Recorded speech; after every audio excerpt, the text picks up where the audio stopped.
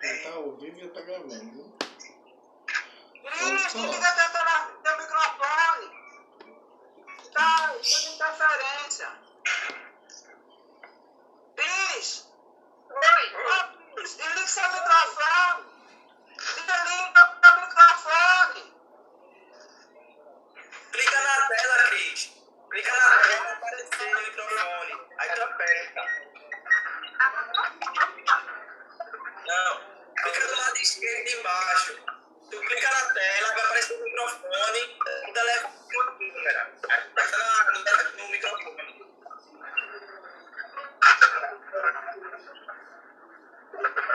Irmãos, vamos dar início? Esse é o vídeo, é o outro. Esse tu abre. O vídeo tu abre.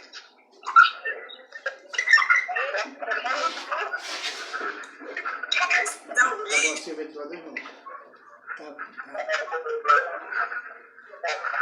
Abre o vídeo agora. Tu fechou o microfone, aperta no vídeo, na câmerazinha tu aperta.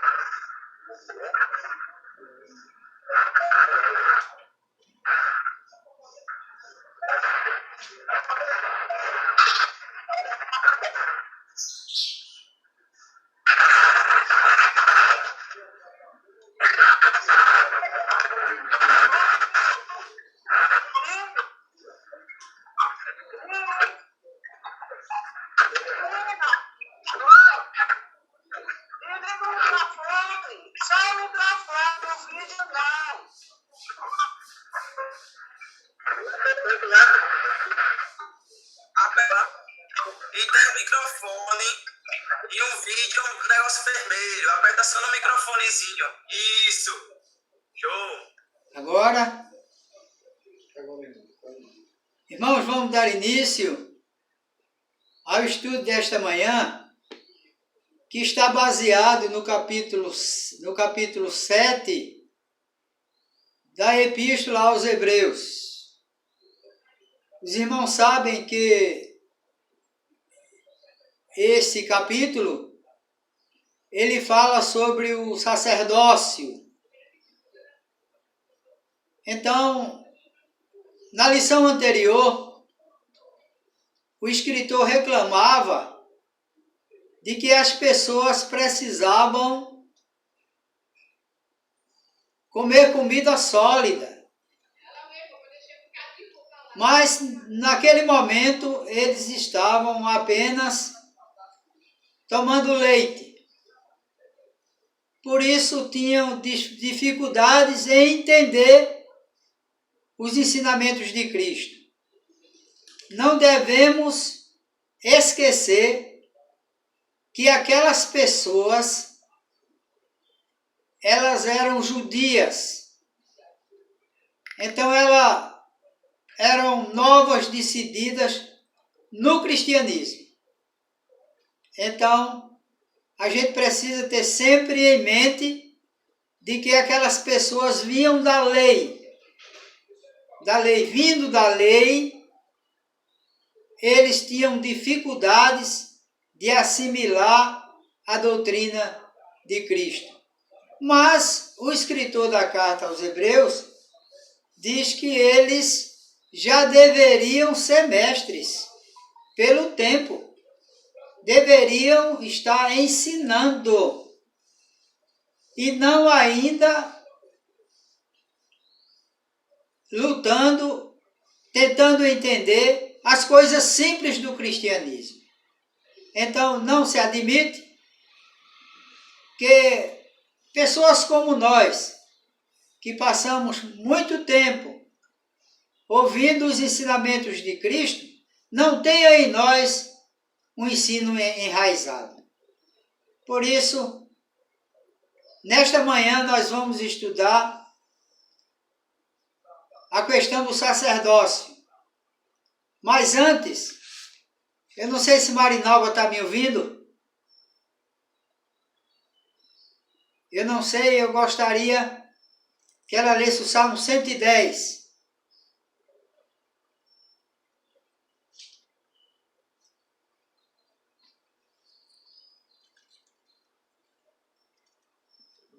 Eu acho que ela não está ouvindo, né? Deixa que eu leio. Salmo 110, o pastor vai ler. Eu acho que eu tenho que abrir isso aqui, pessoal. Eu estou vendo apenas É porque tem gente que está desligando o câmera. Leandro. Não vejo mais ninguém.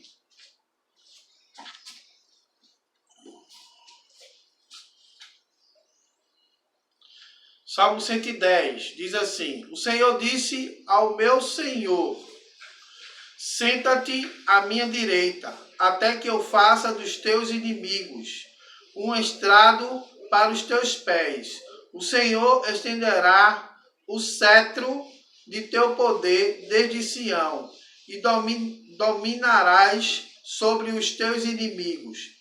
Quando covarades as tuas tropas, o teu povo se apacentará voluntariamente.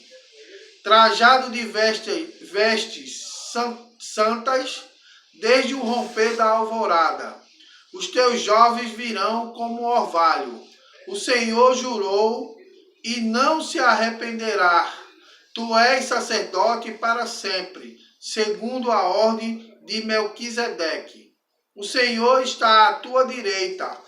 Ele esmagará reis no dia da sua ira. Julgará as nações, amontoando os mortos e esmagando governadores em toda a extensão da terra. No caminho beberás de um ribeiro, e então erguerá a cabeça. Então erguerá a cabeça, diz o final do Salmo de número 110. Versículo 7. Versículo de número 7. Mas, irmãos, a lição está baseada no capítulo 7 da carta aos Hebreus. E por que ler o Salmo 110? Porque ele é o âncora deste ensino.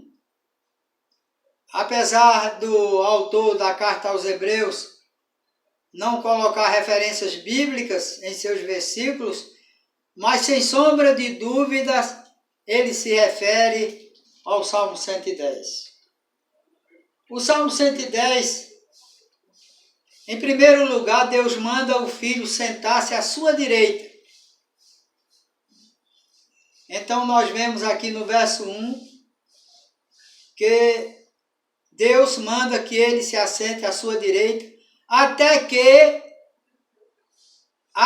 que os seus inimigos sejam derrotados. A segunda conotação do capítulo, o outro ensinamento é que diz: Deus manda o Filho reinar no meio dos inimigos. Verso 2 e 3. Em terceiro lugar, Deus nomeia,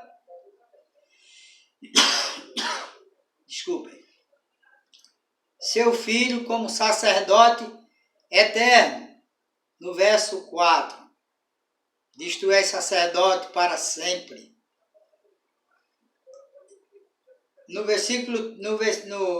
No tópico de número 3, Deus nomeia seu Filho como sacerdote. Verso 4. E em quarto lugar, Deus descreve a batalha que o Filho deverá enfrentar para ganhar o seu reino. Verso 5 e verso 7. Portanto, irmãos, a lição de hoje, como já disse, ela fala sobre o sacerdócio. Então, é importante a gente saber de um modo simples o que significa, qual era a função do sacerdote. O que era que ele fazia lá no templo? Como era a pessoa do sacerdote? De que ele tomava conta? De um modo simples, um sacerdote era uma pessoa dedicada às coisas de Deus. Então, um sacerdote era alguém que se dedicava exclusivamente às coisas de Deus. Tinha a função de oferecer sacrifícios e louvor. Ensinava o povo a obedecer. Tomava conta do templo. A conclusão disso tudo é que Jesus é o nosso grande sacerdote, ou o nosso sumo sacerdote. Também o texto do Salmo 110 diz: Tu és sacerdote para sempre, segundo a ordem de Melquisedeque. É preciso que fique claro o que era a ordem de Melquisedeque.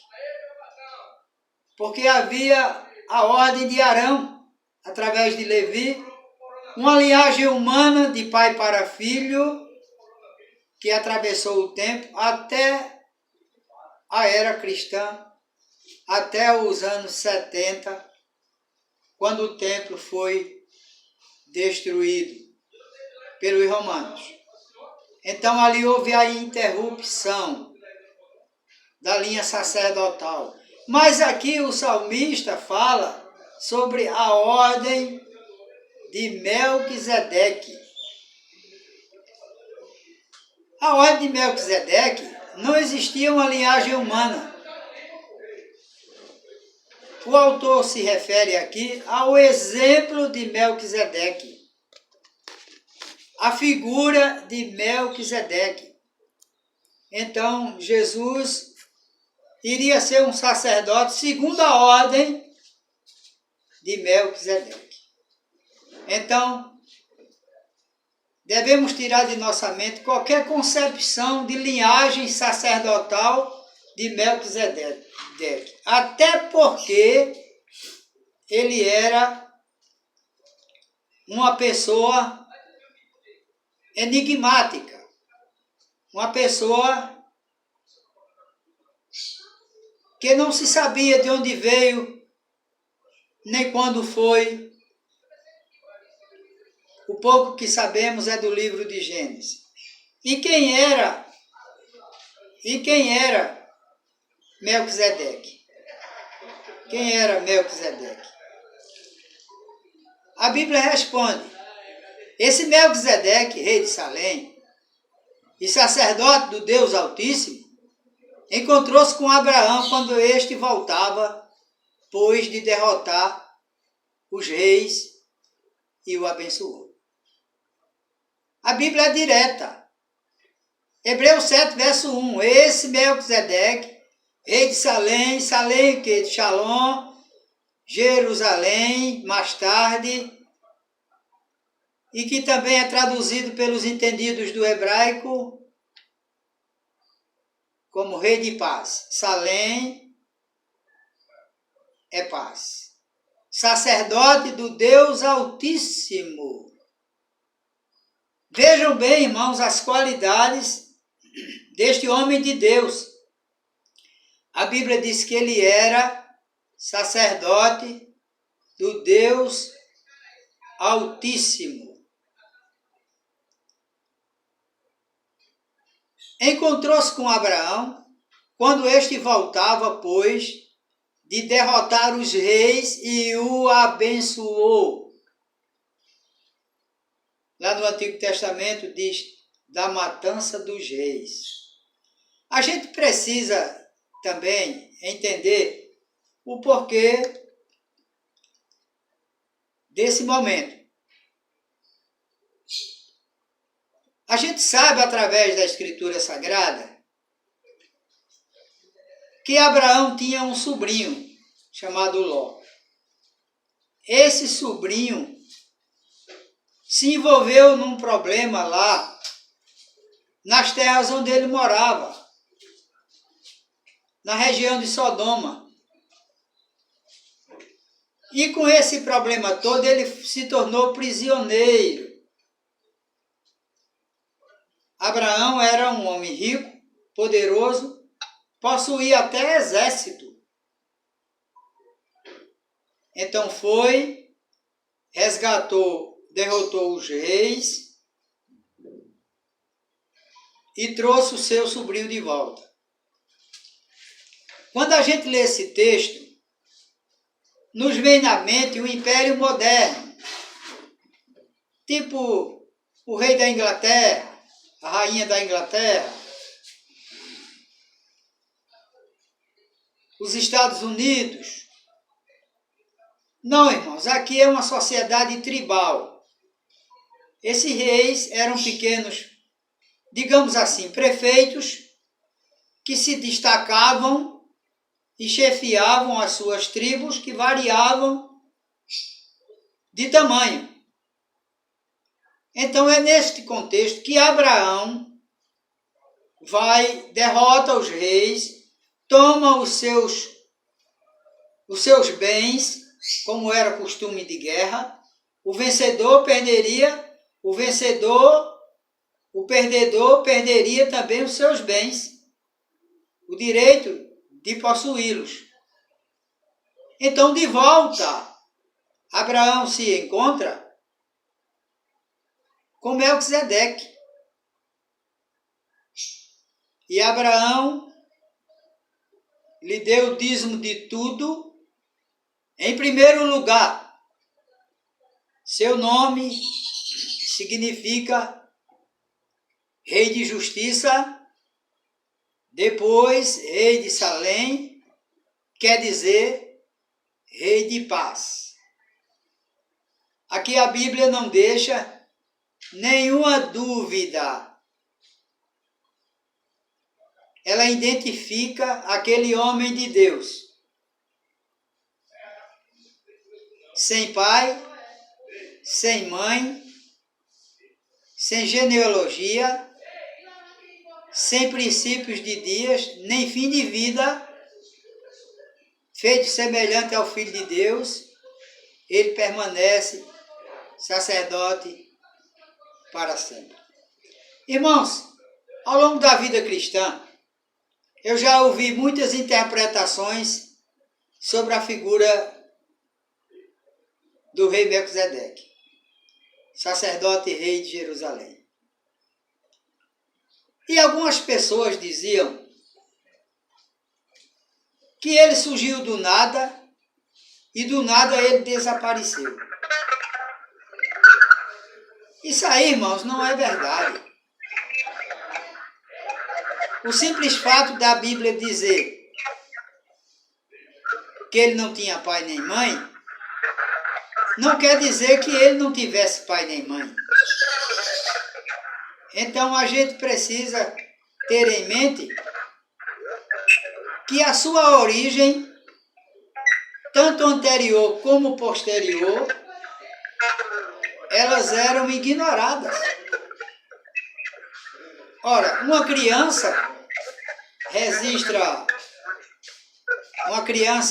quando é registrada, muitas vezes ela é registrada como pai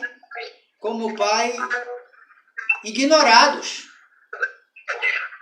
Mas nem por isso ela nasceu por si só. Então a vida de Melquisedeque, a história de Melquisedeque, é que alguém não escreveu. Se escreveu, se perdeu e não chegou até nós. Considerem, pois, o versículo 4, a grandeza desse homem. Até mesmo o patriarca Abraão lhe deu o dízimo dos despojos. Vejam bem, irmãos, Abraão era detentor das promessas de Deus. Mas ele reconheceu no sacerdote rei de Jerusalém,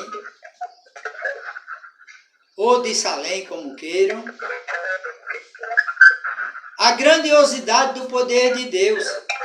Observe que ele tinha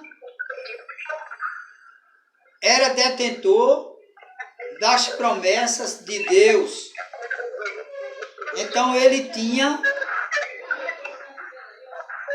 autoridade suficiente, mas ele reconheceu na figura de Melquisedeque alguém que era maior do que ele. A lei requer dos sacerdotes, dentre os descendentes de Levi, que recebam o dízimo do povo, isto é, dos seus irmãos, embora esses sejam descendentes de Abraão. Este homem, porém, que não pertencia à linhagem de Levi, recebeu o dízimo de Abraão e abençoou aquele que tinha as promessas. Olha, imagina, irmão, alguém que tem a promessa e chega uma outra pessoa e te abençoa. Imagina o quão grande era aquele homem. Sem dúvida alguma, o inferior é abençoado pelo superior. No primeiro caso, quem recebe o dízimo são homens mortais. No outro caso, é aquele de quem se declara que vive. Pode-se até dizer que Levi, que recebeu os dízimos, entregou-os por meio de Abraão. Pois quando Melquisedeque se encontrou com Abraão, Levi ainda estava no corpo de seu antepassado. Se fosse possível alcançar a perfeição por meio do sacerdote levítico, pois em sua vigência o povo recebeu a lei, porque haveria ainda necessidade de se levantar outro sacerdote, segundo a ordem de Melquisedeque e não de Arão.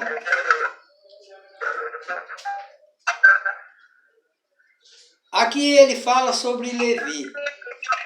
Levi ainda nem havia nascido, mas o autor da carta aos Hebreus diz que através de Levi, através de Abraão, Levi também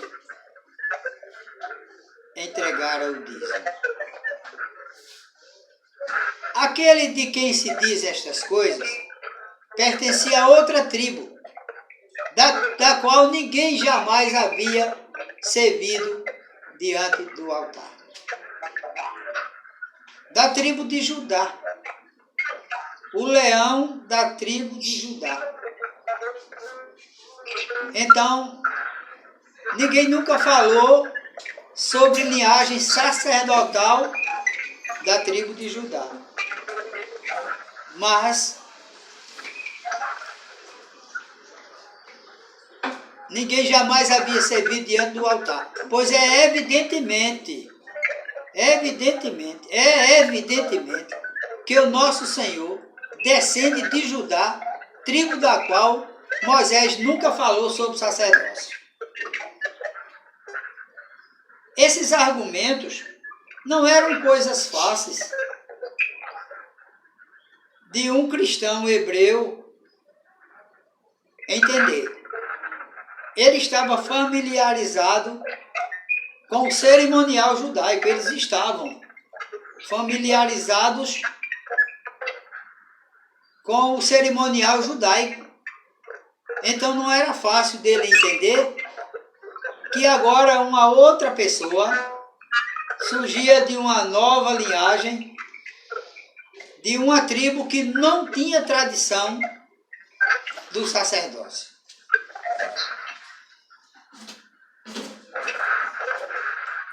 O que acabamos de dizer fica ainda mais claro quando aparece outro sacerdote semelhante a Melquisedeque. Alguém que se tornou sacerdote, não por regras relativas à linhagem, mas segundo o poder de uma vida indestrutível. De uma vida que não cessa. De uma vida que não para. De uma vida eterna. E por isso, irmãos, este ensino É como diz o autor da carta. É algo profundo que as pessoas precisam amadurecer para entender, fugindo dos rudimentos dos ensinos de Cristo, daqueles ensinos simples da palavra de Deus. Pois sobre ele é afirmado: tu és sacerdote para sempre, segundo a ordem de Melquisedeque. Aí está, irmãos, novamente o Salmo 110, falando sobre a ordem de Melquisedeque. A ordenança anterior é revogada, porquanto era fraca e inútil. Então, há pessoas que ainda querem estar debaixo da lei. Há pessoas que ainda correm atrás de doutrina e de sistemas religiosos que tem como âncora a lei.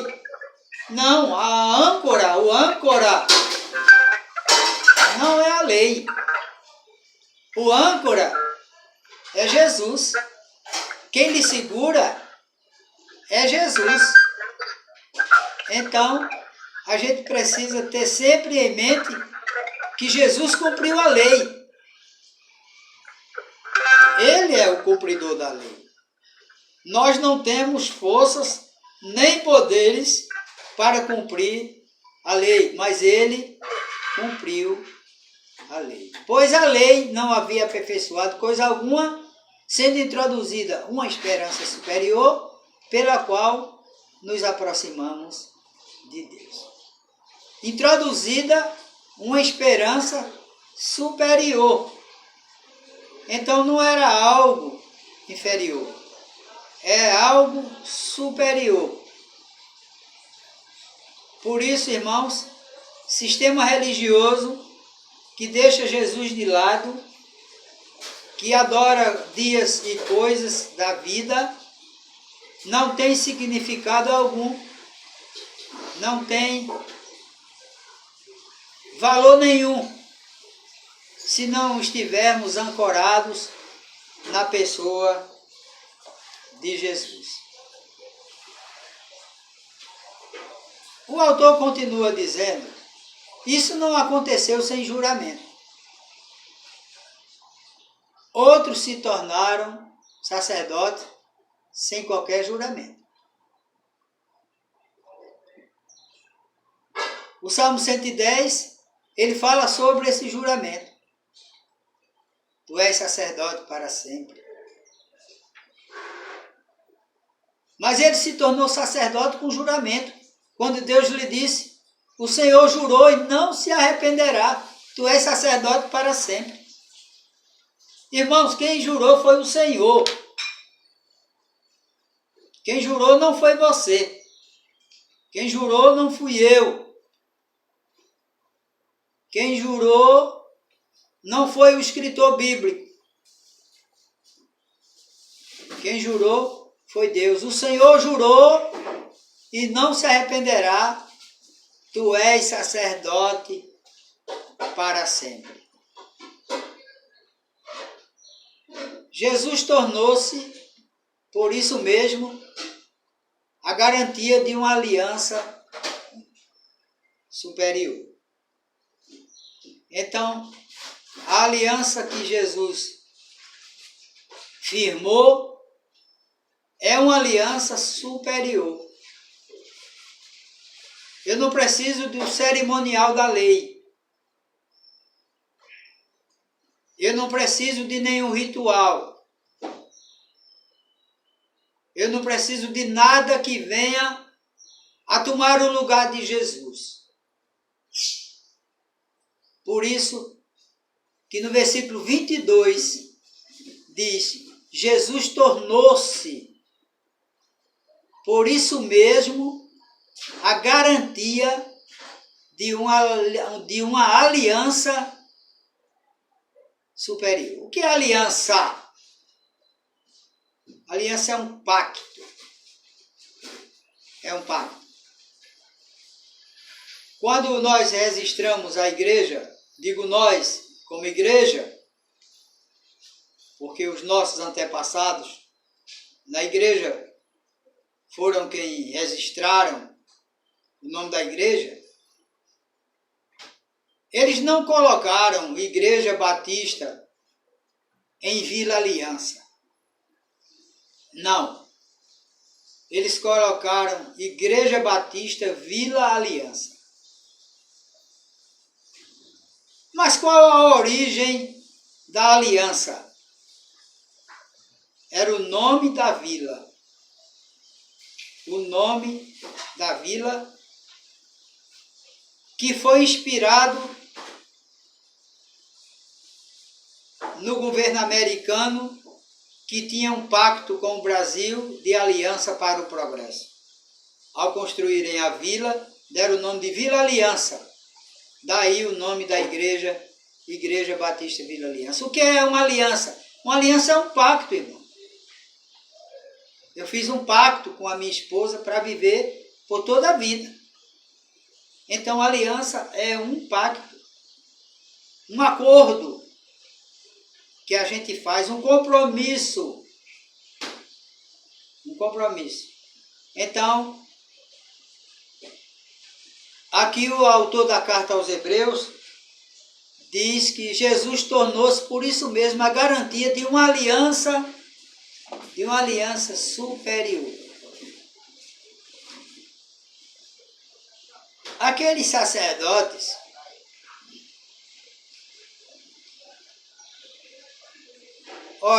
daqueles sacerdotes tem havido muitos, porque a morte os impede de continuar o seu ofício. Eles assumiam o ofício do grande sacerdote, mas a vida passa. Então eles passavam para outra, o seu sucessor.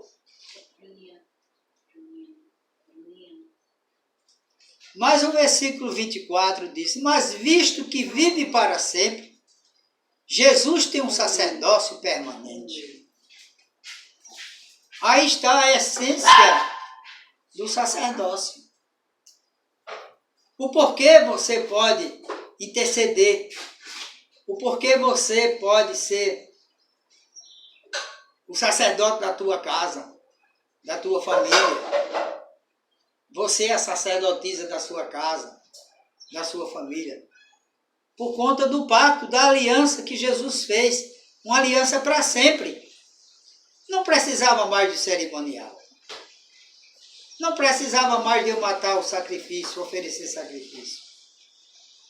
Jesus ofereceu uma vez por todas. Portanto, ele é capaz de salvar definitivamente aqueles que por meio dele aproximasse de Deus, pois vive para sempre para interceder por eles. Veja a importância de aceitar a Jesus. Irmãos, dá pena os dias de hoje. As pessoas tão necessitadas de Jesus, mas tão distantes. Porque muitas igrejas esqueceram de pregar esta salvação em Cristo Jesus. É do pastor Chu, um pastor coreano, uma frase muito parecida com essa. Ele diz assim: da minha igreja eu ouço batistas e presbiteriano pregarem o evangelho. Eles pregam a salvação em Cristo Jesus. E aquelas pessoas são salvas em Cristo Jesus. Ah, irmão, se eles pregassem a cura em Cristo Jesus, as pessoas também receberiam a cura em Cristo Jesus. Observe a expressão "se eles pregassem". Ultimamente, a maioria está esquecendo de pregar a salvação em Cristo Jesus. Claro, nós sabemos que Jesus cura. Claro, não temos dúvidas nenhuma. Mas a essência do Evangelho diz: ide por todo mundo, prega o Evangelho a toda criatura. O que crê, mas como crerão se não houver quem pregue?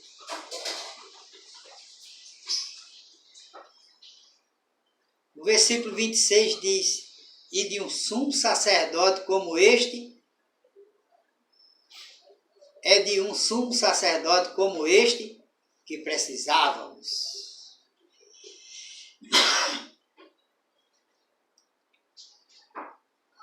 Graças a Deus que nós o temos. E diz as qualidades: santo, inculpável, que não pode culpá-lo, não pode ser culpado de nada, puro, separado dos pecadores, exaltado acima dos céus. Veja aí o nosso sumo e grande sacerdote. Veja as qualidades que ele tem.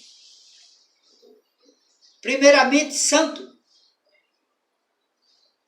Nós não temos palavras para descrever o que significa em toda a sua grandiosidade a palavra santidade. Inculpável. Ninguém pode culpá-lo. Já vi muita gente arrependida porque na mocidade deixou Jesus de lado, não aceitou a Jesus. Mas eu nunca vi aquele que aceitou frustrado, porque ele é o nosso grande âncora, é o nosso grande e sumo, que é a mesma coisa, sacerdote. Puro, separado dos pecadores, exaltado acima dos céus. O versículo 27 diz: ao contrário dos outros sumos sacerdotes, ele não tem necessidade de oferecer sacrifícios dia após dia, primeiro pelos seus próprios pecados e depois pelos pecados do povo, e ele fez isso de uma vez por todas, quando a si mesmo se ofereceu. Não precisava repetir, não precisa repetir, fez de uma vez por todas. Por isso que ele intercede por nós, ele nos assiste, cuida de nós, é o nosso grande e sumo sacerdote. Para a gente terminar o argumento de hoje, o versículo 28 diz assim: pois a lei constitui sumos sacerdotes a homens que têm fraquezas, mas o juramento que veio depois da lei constituiu o Filho perfeito para sempre. Constituiu o Filho perfeito para sempre. Que Deus nos abençoe, nos dê uma semana de paz. Quer falar, pastor? Passar a palavra ao pastor para as considerações finais do que ele achar que deve ser feito. Obrigado aos irmãos. Uma boa semana na presença do Senhor.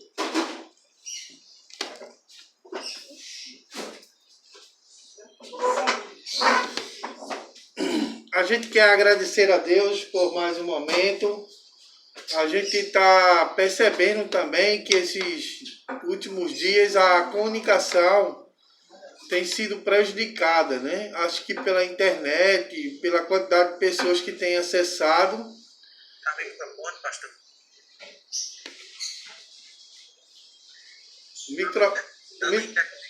O microfone está aberto. É porque tá muito ruim, não dá nem para queimar o microfone. Ah, deixa eu demandar isso. Você está me entendendo agora? Agora tá, porque na hora tá para entender o estudo não. Eu tava dizendo... Oi. Pastor, Oi. então, o tempo todo eu estava cortando.